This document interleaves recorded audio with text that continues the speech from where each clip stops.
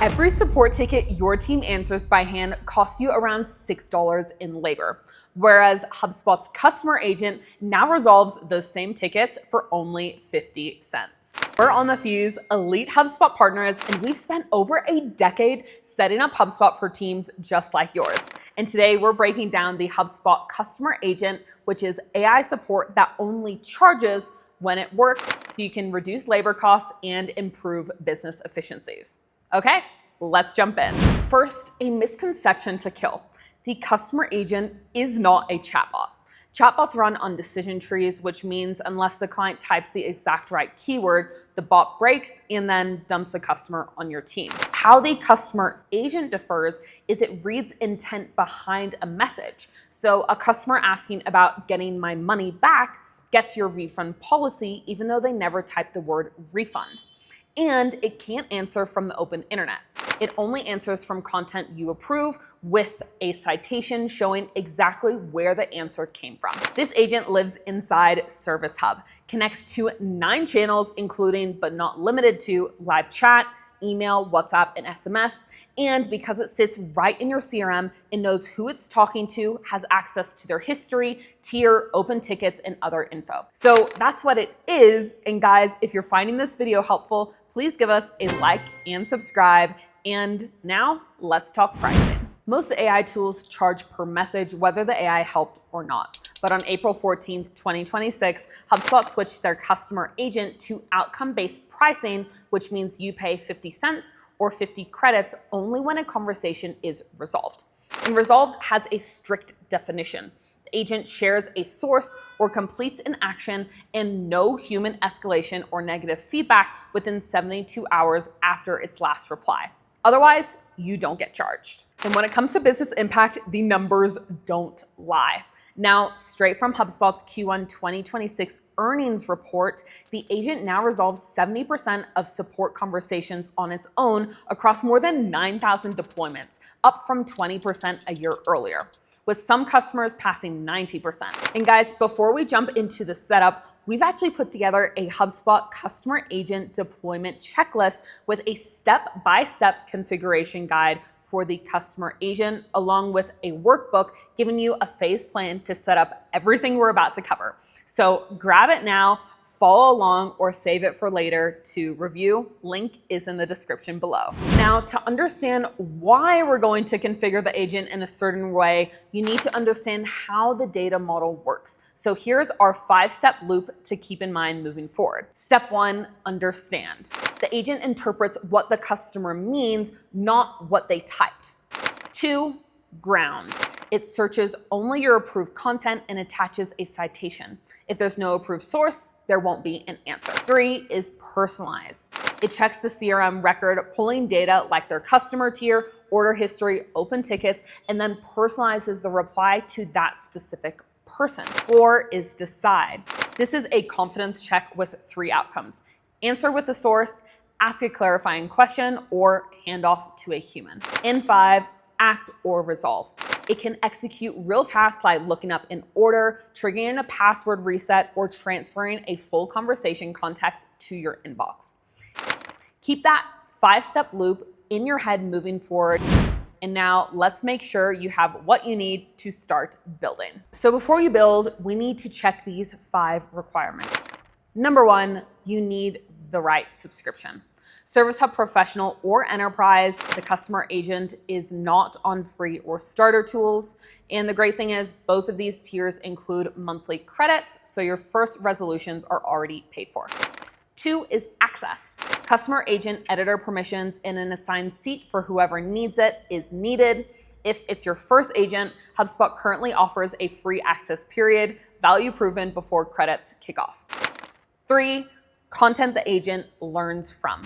A published knowledge base, support pages on your site, or product docs as files. No content, no answers. 4 is audit that content. Before syncing anything, archive outdated documents. If an old refund policy is also living next to your current one, the agent might blend both answers together and give a totally wrong answer. And 5, turn on HubSpot's free auto enrichment so company and contact fields are populated. Now we have all 5 in place, so let's open up our builder. Today, we're building one complete working agent, a website live chat support agent that answers tier 1 questions and looks up order status. Chosen because live chat is where every rollout should start, and it forces you through every stage of the builder. Step 1, in the left navigation bar, go to Service and select Customer Agent. Then click Create Agent. Create Customer Agent panel will open up then. Create the agent. Agent name, Ava. This is a name customers see when chatting. Internal labels like Service Website Chat Tier 1 Support Agent belongs in your team's documentation, not in the chat header here. The live preview below the fields show exactly what customers will see, so check it before moving on. Then brand. Select yours from the required dropdown. Multi-brand support is new in 2026, so each brand can run its own agent with its own knowledge and voice. Even with one brand, this field is mandatory. Now, personality, choose according to your brand voice here. The default is friendly. Witty reads great in a demo and terrible to a customer whose order is late. So usually professional is a safe default for B2B. Content source, the panel that asks for the content your agent will use. Add your knowledge base on your site under public URL. Note here, HubSpot's own warning. It tries to exclude user-generated content from crawls, but some may still appear. We'll refine those sources in Train. Click Create Agent and you land in the setup panel with 5 stages down the left. Overview, Define, Train, Deploy, and Analyze. And that is our next roadmap. Now, the Define tab picks up where the creation panel left us off. Avatar is where you upload your brand mark. A face on the widget plus HubSpot's built-in Powered by AI label keeps the chat approachable and honest. Languages, English only. By default, the agent auto detects and replies in the visitor's language, telling a French-speaking customer you offer French support, but if you can't staff it, restrict this. Then under permissions, CRM property access. Grant access here only to contact properties it needs, like name, tier, order history, and choose wisely because personalization runs on these permissions. Tight scoping keeps sensitive fields out of conversations. Identity done. Now the part that decides your resolution rate is Train. Now Train has 4 tabs: Knowledge, Actions, Guidelines, and Human Handoff. Start in Knowledge and click on Add Content. From HubSpot, sync all of your knowledge base, all published articles. This should be the agent's primary answer source and where its citations come from. Or upload a file, such as our product manual, available up to 10 megabytes. Manuals often hold answers that never made it to a public website, so that's super important. And then import from public URL. Your support and guides pages, leaving blog and landing pages sitting in unused because marketing copy usually isn't helpful here. And heed the warning on this panel. Never add content with personal, confidential, or sensitive customer data.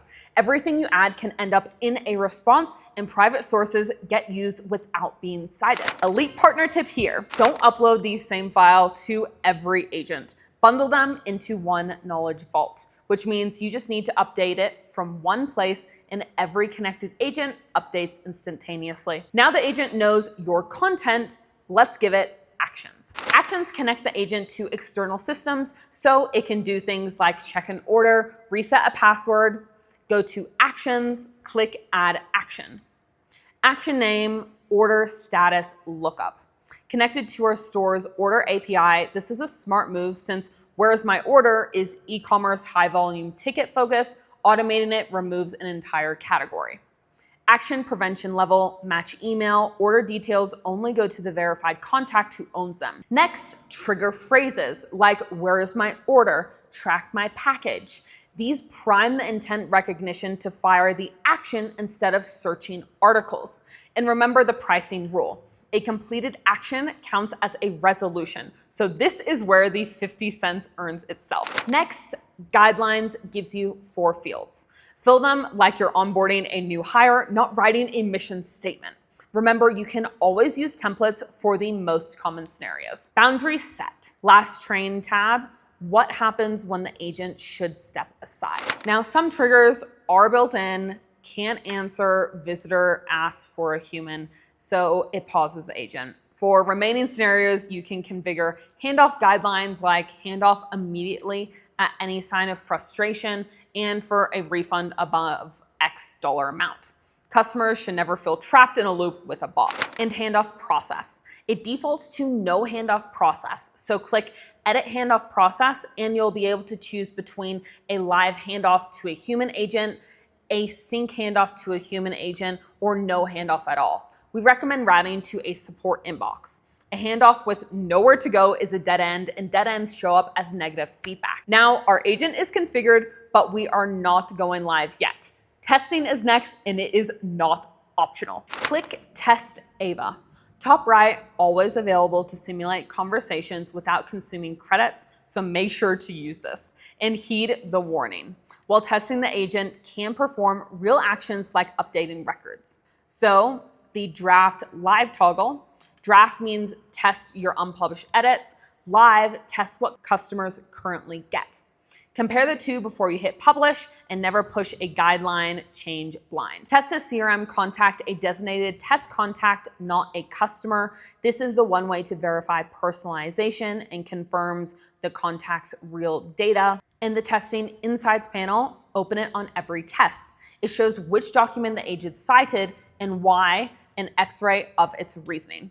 Use the rate reply thumbs and coach agent button before launch. Then launching the channel, live chat only, restricted to your support pages. A controlled launch lets you read every transcript while volume is low.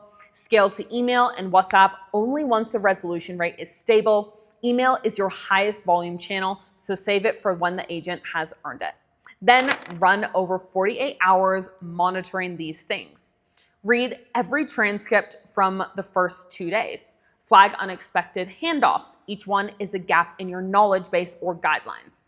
Check the knowledge gaps page for questions it couldn't answer. Confirm with your support team that charge resolutions were genuinely resolved. And that's it. You have a live customer agent built to deploy for clients. But a launch day is the worst it will ever be. So now we need to train the AI to improve itself.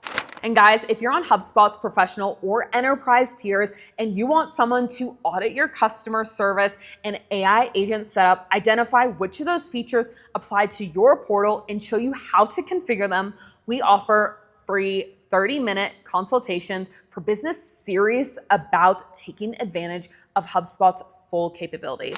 Again, it's totally free, so if you want to speak to an expert, link in the description. Your agent ceiling is your documentation, and documentation goes stale. So HubSpot's answer to this is a second AI behind the scenes, the knowledge base agent. When your customer agent can't answer confidently, it logs the question on the knowledge gaps page of the agent's sidebar.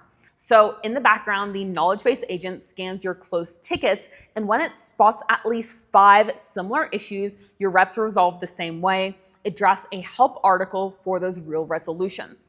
A human then reviews, adjusts, and publishes for the agent to use in the future. And elite partner tip here.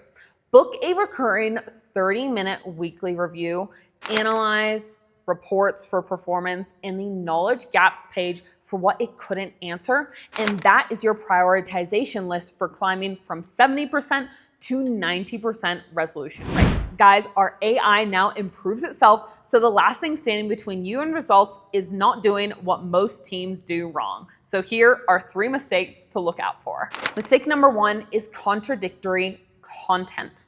Feeding the AI contradictions. AI amplifies your documentation, good or bad. So if you have 2 different refund policies from different years in one knowledge base, the agent may blend them into an answer nobody approved. So make sure you do a content audit before building. Mistake 2 is turning on every agent at once. There's a customer agent, a prospecting agent, a data agent, all on in the same day. Something breaks, then you can't tell which agent caused it and your credits evaporate. So make sure to deploy one agent at a time and build slowly. And mistake number 3 is vague guidelines. This is one we mentioned at the start of the video. So teams spend weeks perfecting their knowledge base, then type help customers resolve their issues into the guidelines tab and call it done. But content without boundaries fails at step 4 of the loop. The agent can't decide when to answer and when to hand off, so it just guesses. The fix here is add an explicit role, required data, and prohibited topics in all your guidelines. So there you have it. You now know how to deploy a customer agent that resolves support tickets on its own. But the customer agent isn't the only thing that lives in your chat widget. Chat flows run on rules instead of AI, and confusing the two means paying credits for conversations a simple script could handle. So if you want to build your HubSpot chat flows that route visitors to the right team, qualify leads with questions you control, and book meetings without spending a single credit, we covered all of that in this video here, so you'll want to check it out. And we will see you there. Bye.